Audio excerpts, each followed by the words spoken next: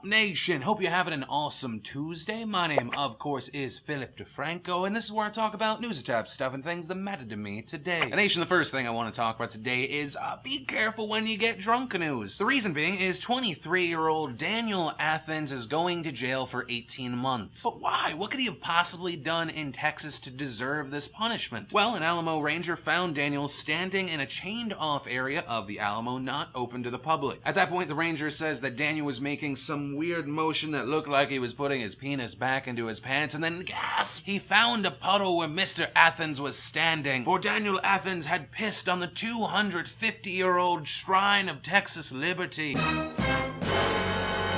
Likely unaware that his urine would help erode the limestone. Daniel pled guilty to criminal mischief to avoid the potential 2 years of prison time he could have served, but now he's ineligible for parole and he's in jail for 18 months. He's gotta pay $4,000 of restitution. And the main things we get from this story, I peed on the Alamo and got 18 months in jail. Fantastic icebreaker in a bar, but definitely not something you should say in prison. 2, being a drunken bro in public is very, very dangerous. And 3, somehow this drunken bro got more prison time than that shitty rich kid who got drunk and killed all those people with his car. So, you know, just some things to think about. And from there, I want to share some stuff I love today, and today in Awesome, sponsored by DollarShaveClub.com/PhillyD. Dollar Shave Club, of course, the fantastic, easy place where they ship awesome razors, other awesome bathroom stuff. So you save money, you don't have to go to some stupid store where there's like a billion stupid overpriced razors that they vibrate and it whispers sweet nothings into your ear. And you can choose what you want. It's anywhere between $1 and $9 a month. And the first bit of awesome is that last night we had a total lunar eclipse. You may have actually seen it up in the sky yourself, or you at least saw hashtag blood moon trending on Twitter. And all these pictures people posted of the blood moon, it's amazing, and it makes you wonder, why? Why does it look like that? And the simple answer is that when the sun and the moon are in a specific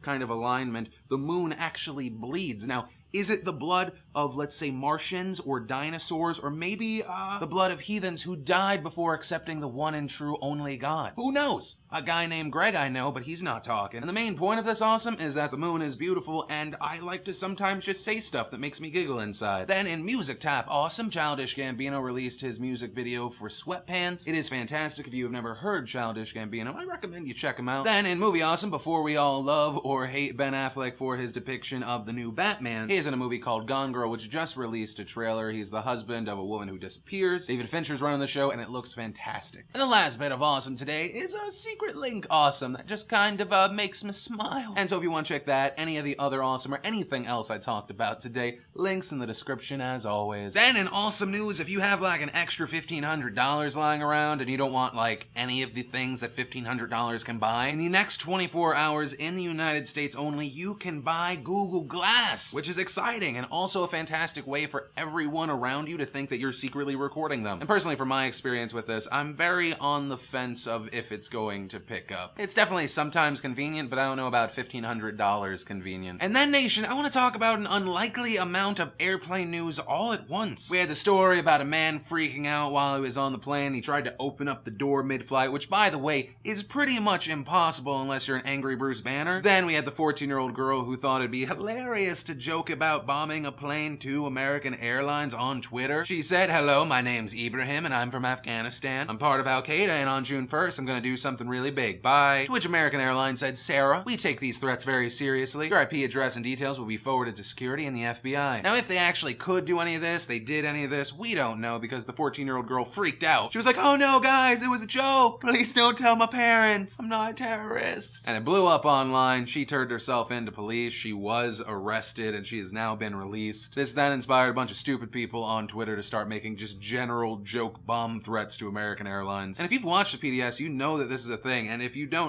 people have been arrested and are in jail for making joke threats online. Same reason why you wouldn't walk into an airport and scream, "I have a bomb on me, you guys!" Even with the benefit of when you're in person, you can tell obvious sarcasm rather than the internet, which just a threat seems like a threat. It's a bad move because regardless of whatever word accompanies threat, it's still a threat. But as stupid as these last two things were, the biggest news story about an airplane, wow, is that yesterday US Airways posted a picture of a plane crashing into a woman's vagina. That's not like a metaphor or hyperbole or anything, like it happened. And it stayed public on the account for like an hour. It all happened because a girl by the name of Alex was complaining about US Airways, saying, "You ruined my spring break. I want some free stuff at US Airways. Hate you." To which I like to think someone at US Airways was like, "Fuck this is my last day. We don't like to hear this, Alex. Please provide feedback to our customer relations team here." But also a point that for some reason mainstream media hasn't even touched on, possibly because of who owns them. I have it on good word that vagina was insured for $3.2 billion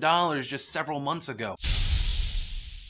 You don't get that reference, then you don't hang out with any truthers. But regardless, what we do know is that US Airways says that they were sorry and that they are investigating into the situation. And it makes you wonder, is it one of the biggest PR fuck-ups ever? That you messed up on Twitter so much, it just completely overshadowed someone trying to down a plane and a 14-year-old girl being arrested for making a joke online. That's not even shameful at that point. It's just crazy impressive. And the last thing I want to talk about today is being a doctor. I wanted to be a doctor when I was a kid. I went through pre-med, and then somewhere along the way I was like, I hate this. Don't want to do it. I want to help people, but it seems like miserable hours. And according to a lot of stats coming in, being a doctor may soon be one of the most miserable jobs out there. According to a survey of doctors, 9 out of 10 of them discourage others from joining the profession, and 300 physicians a year commit suicide. Now, for those of you that previously wanted to say, "Goddamn Obama," it turns out, according to some doctors, it may be putting even more pressure on a terrible broken system. And that's what we're talking about here. We're not talking about plastic surgery or things aimed towards people with a lot of money. We're talking you go to your general practitioner or your low-level specialty. And there are all these interesting numbers that add stress to the doctors. According to Dr. Steven Shrimp, just processing the insurance forms costs $58 for every patient encounter. And so with increased costs, the way they've realized they have to make money is getting more patients. Which is likely that you've had the experience I have had of like, okay, I have a 3 o'clock appointment and I've been here for 90 minutes and I'm just now being sat in a room. That's because they're scheduling too many people to try and keep up. The average visit is 12 minutes. No one's happy. There's costs for the consumer. The doctors are stressed out. And that doesn't even go into the malpractice insurance, people trying to sue you for everything. And it's so interesting because as a patient and someone that's having to shell out all this money, you always feel like the victim and you don't even think about this person that's dedicated their life just to this thing. Also interesting news, if you're someone that doesn't want to kill themselves because of their job, statistically, you should stay away from being a marine engineer, being a dentist, being a veterinarian, don't work on the stock market, or any of the jobs I'm going to link to down below. And to finish this story off,